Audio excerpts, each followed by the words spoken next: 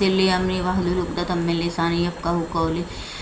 बिस्मिल्लाहिर्रहमानिर्रहीम। अस्सलामु अलैकुम।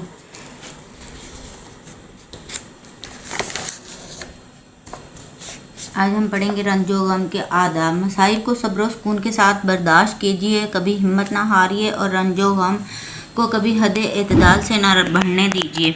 दुनिया की ज़िंदगी में कोई भी इंसान रंजो गम, मुसीबत और तकलीफ़, आफत और नाकामी और नुकसान से बेखौफ और मामून नहीं रह सकता। अलबत्ता मोमिन और काफिर के किरदार में ये फ़र्क ज़रूर होता है कि काफिर रंजो गम के हजूम में परेशान होकर होशो हवास खो बैठता है, मायूसी का शिकार होकर हाथ पैर छोड़ देता है और बाज़ औक़ात गम की ताब न लाकर खुदकुशी कर लेता है। और मोमिन बड़े से बड़े हादसे पर भी सब्र का दामन हाथ से नहीं छोड़ता और सब्र सबात का पैकर बनकर चट्टान की तरह जमा रहता है। वह यूँ सोचता है कि ये जो कुछ हुआ तकदीर इलाही के मुताबिक हुआ, खुदा का कोई हुक्म हिकमत और मसलियत से खाली नहीं। और ये सोचकर कि खुदा जो कुछ करता है अपने बंदे की बेहतरी के लिए करता है, यकीनन इसमें खैर का पहलू होगा।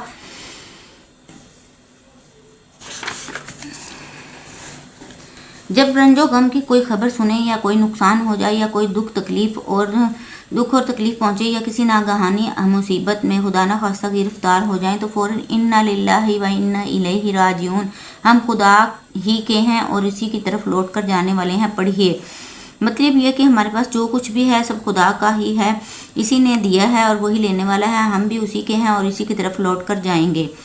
नबी सल्लल्लाहु अलैहि वसल्लम का इरशाद है, जो कोई बंदा मुसीबत पड़ने पर इन्ना लिल्लाह पढ़ता है तो खुदा इसकी मुसीबत दूर कर देता है, इसे अच्छे अंजाम से नवाजता है और उसे उसकी पसंदीदा चीज़ इसके सिले में अता फरमाता है।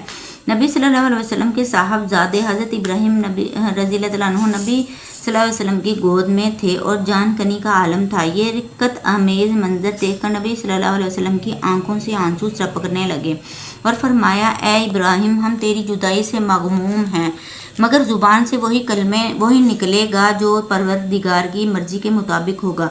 गम की शिद्दत में भी कोई ऐसी हरकत ना कीजिए जिससे नाशुक्री और शिकायत की बू आए। धाड़ी मार मार कर रोना, गिरेबान फाड़ना, गालों पर तमाचे मारना, चीखना चलाना और मातम के में सर सीना पीटना मोमिन के लिए किसी तरह जायज़ नहीं। नबी सल्लल्लाहु अलैहि वसल्लम का इरशाद है, जो शख्स गिरेबान फाड़ता, गालों पर तमाचे मारता और जाहिलियत की तरह चीखता चलाता है और बैन करता है, वो मेरी उम्मत में से नहीं। बीमारी झेलने और अजियत बर्दाश्त करने से मोमिन के गुनाह धुलते हैं और इसका तज़किया होता है और आखिरत में अजर अजीम मिलता है। नबी सल्लल्लाहु अलैहि वसल्लम का इरशाद है, मोमिन को जिस्मानी अजियत या बीमारी या किसी और वजह से जो भी दुख पहुंचता है, खुदा ताला इसके सबब इसके गुनाहों को इस तरह झाड़ देता है जैसे दरख्त अपने पत्तों को झाड़ देता है। एक बार नबी सल्लल्लाहु अलैहि वसल्लम ने एक खातून को कांपते हुए देखकर पूछा, ए उम्मे साहिब या मुसीब, क्या बात है, तुम क्यों कांप रही हो? कहने लगी, मुझे बुखार ने घेर रखा है, इसे खुदा समझे। नबी सल्लल्लाहु अलैहि वसल्लम ने हिदायत फरमाई कि नहीं, बुखार को बुरा मत कहो, इसलिए कि बुखार इस तरह औलादे आदम को गुनाहों से पाक कर देता है जिस तरह आग लोहे के मैल को दूर कर देता है।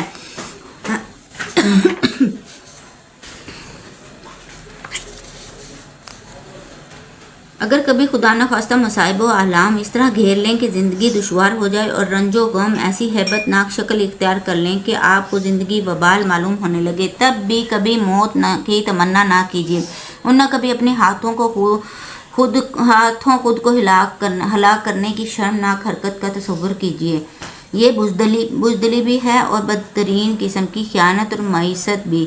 ऐसे इज़्तिराब और बेचैनी में बराबर खुदा से ये दुआ करते रहिए।